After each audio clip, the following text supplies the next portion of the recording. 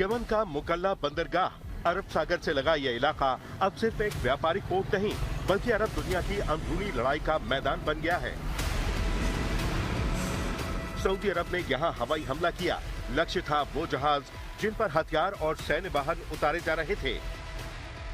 लेकिन चौंकाने वाली बात यह रही कि ये हथियार हूती विद्रोहियों के नहीं थे।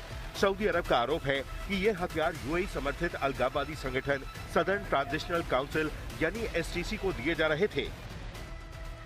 सऊदी अरब ने साफ कहा कि ये शिपमेंट उसकी राष्ट्रीय सुरक्षा के लिए खतरे की घंटी थी, क्योंकि ये हथियार हदरमौत और माहरा जैसे उन प्रांतों में पहुंच रहे थे जो सीधे सऊदी सीमा से सटे हैं। सऊदी अरब का दावा है कि एसटीसी इन इलाकों में सऊदी समर्थित बलों को बाहर करने की कोशिश कर रहा था और यही वजह बनी मुकल्ला पर हमले की।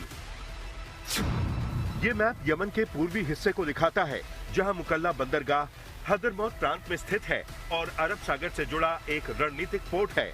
हदरमौत और महरा दोनों प्रांत सीधे सऊदी सीमा के नजदीक हैं, इसलिए यहाँ किसी भी सशस्त्र गतिविधि को सऊदी अरब अपनी राष्ट्रीय सुरक्षा से जोड़कर देखता है। एक वक्त था जब यमन में हूती विद्रोह के खिलाफ लड़ाई के लिए अरब गठबंधन बना था।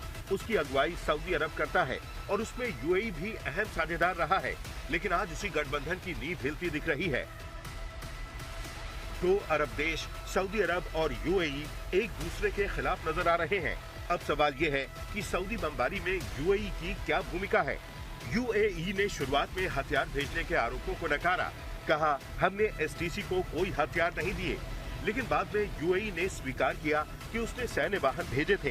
हालांकि ये दावा किया कि ये वाहन यूएई बलों के इस्तेमाल के लिए थे, न कि एसटीसी के लिए।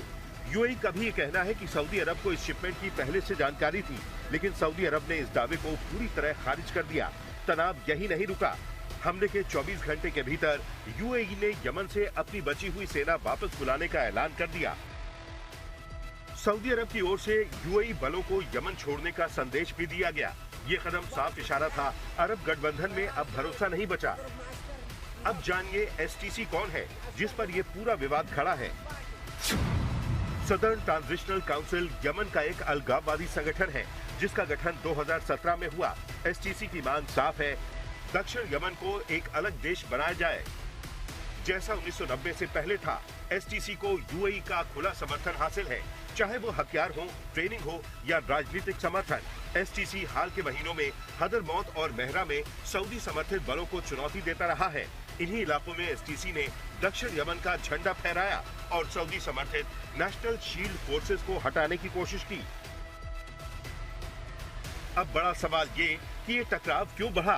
क्योंकि सऊदी अरब चाहता है कि यमन एकजुट रहे, हूती विद्रोहियों के खिलाफ मोर्चा मजबूत बना रहे, जबकि यूएई चाहता है दक्षिण यमन में एसटीसी के जरिए अपना प्रभाव बनाए। यानी एक दुश्मन के खिलाफ बने साथी अब आपस में ही आमने सामने हैं। मुकल्ला पर हुआ हवाई हमला सिर्फ एक सैन्य कार्रवाई नहीं बल्कि अरब दुनिया की अंदरूनी दरार की चेतावनी है। अगर ये टकराव बढ़ता है तो यमन की जंग सिर्फ हूती विद्रोहियों तक सीमित नहीं रहेगी बल्कि अरब देशों के बीच शक्ति संघर्ष का अखाड़ा बन सकती है। आज तक ब्यूरो।